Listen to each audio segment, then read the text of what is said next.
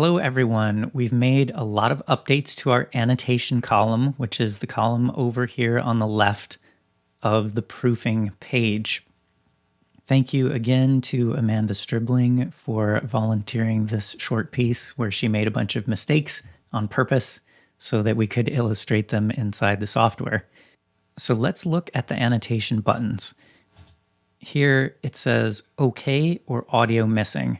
At the beginning and end of every chapter, this is a reminder for you to check that the beginning of the audio file didn't cut off and it syncs with the beginning of the transcription. If there is any audio missing, for example, if Amanda should have read this part that's grayed out here, you can see if you play from the beginning of the file, they were in the music room. It starts right with they. Now, if this is a mistake and that's something that she should have read, then you would say audio missing. If she was supposed to start with they, you would say OK, and then you click that button. Pozotron also detects pauses longer than 1.5 seconds at the beginning, so it says, hey, here's a 1.9 second pause. Is this a mistake or is this OK? In this case, we're going to say it's OK, but you can hit filter out, saying that you don't want any notifications for pauses that are shorter than this one. Or if it's just this pause that's too long, you can click the long pause button there. While you move your way through a Pozotron project, you can click on the annotation at the left, and it will take you right to where it is in the transcription. Elapsed. I am mad for you. Mad over you. So you can see where those two words are both wrong. So you would say pickup, and then the next one, pickup. And then there's a timestamp right there. And if you hover over these, it will give you the timestamp from the beginning of the project, not just the chapter. You can add tags on your own as well. See? He argued.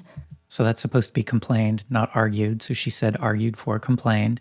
And you can say pickup, but you can also add a tag to it by clicking on that pencil button. So it says misread, and you could also say distortion or enunciation, and that gives you some extra information about what's going on. Working your way through the project, you can... Paused and seemed to be weighing the matter judiciously. So judiciously instead of judicially, we'll say that's a pickup. Smile, and her eyes delicately warmed. Delicately should be delightedly. Now, say this was a typo and it's supposed to be delicately. You can click typo here, and this means that the narrator fixed it by themselves. So Pozotron recognizes that there's a difference between what's in the script and what was spoken, but it's intentional, and now you have that typo marked. That does go into a separate part of the report, so if you want to, you can give the typo report to the rights holder. Let's find another example. The thought was hot on his tongue, but he restrained the utterance of it. So I hear restrained just fine, and so that's something that you would say is okay. Don't see what you find in me compared to him.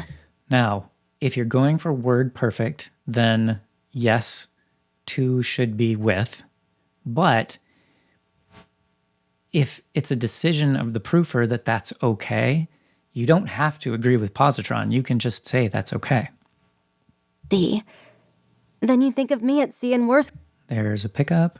So something that we've added recently is the ability to filter these annotations. So you can just show, for example, the ones that you've said okay to, or just show the ones that Pozotron has picked up. And I'll give you that list over on the left. Also, you can make custom annotations, for example.